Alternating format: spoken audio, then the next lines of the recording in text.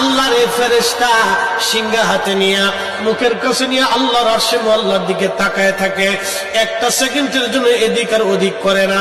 কখন রব হুকুম দিবে সিংহায় ফুৎকার দেওয়ার জন্য, যখন সিংহায় ফুৎকার দিবে, কুরআন বলতেছে ইদাস সামাউ ফাতারাত, আকাশ ভেঙ্গে ভেঙ্গে ভেঙ্গে ভেঙ্গে পড়তে থাকবে।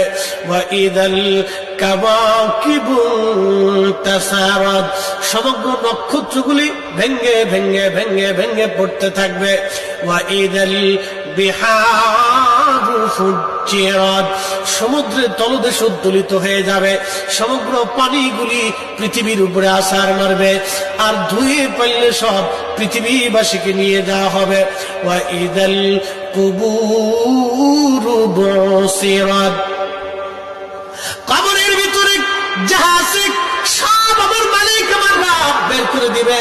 কবর থেকে মানুষ বের হইয়া সেই দিন হাসরের ময়দানের দিকে দৌড়াইতে থাকবে, সবাই উলঙ্গ থাকবে। কিন্তু আমার নবীকে আল্লাহ ৭০,০০০ ফেরেশতা বেষ্টন করাইয়া জান্নাতের পোশাক পরাইয়া মহাসম্মানে ফেরেশতারা মিছিল দিয়ে দিয়া আমার নবীকে হাসরের ময়দানে মাকামে মাহমুদে বসাবে।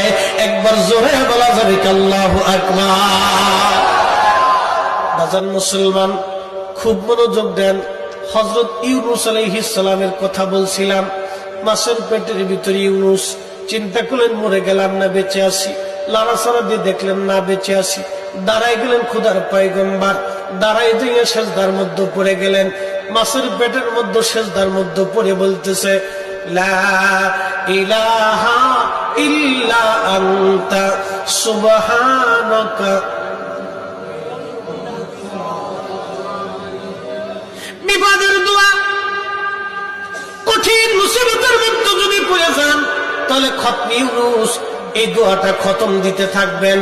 আল্লাহ যখন ইউনূস আলাইহিস সালাম এই জিকির শুরু করলেন, ইউনূসের এই জিকির আর ওই মাছের পেটের মধ্যে রইল না, এই জিকিরটা চলে গেল আরশে মুআল্লাতে। সুবহানাল্লাহ বলা যাবে। আরশে মুআল্লার পাশে এই জিকিরগুলি চারপাশ দিয়ে ঘুরতেছে। আরশে মুআল্লা ধরে রাখছেন ৪ জন ফেরেশতা কাঁধে করে। এই ৪ জন ফেরেশতা আল্লাহকে ডাক দেবে, বলে রব, আপনার বান্দা ইউনূস তিনি জীবনে ভালো অবস্থায় থাকার সময় আপনার জিকির করেছে, আজকে সে মাছের পেটের ভিতরে পড়ে গভীর সমুদ্রের মধ্যে আপনার জিকির করতেছে। আল্লাহ ইউনূসের জিকিরের আওয়াজ আরশে মুআল্লার চারপাশ দিয়ে ঘুরতেছে। আল্লাহ আপনি আপনার ইউনূসকে মাফ করে দেন।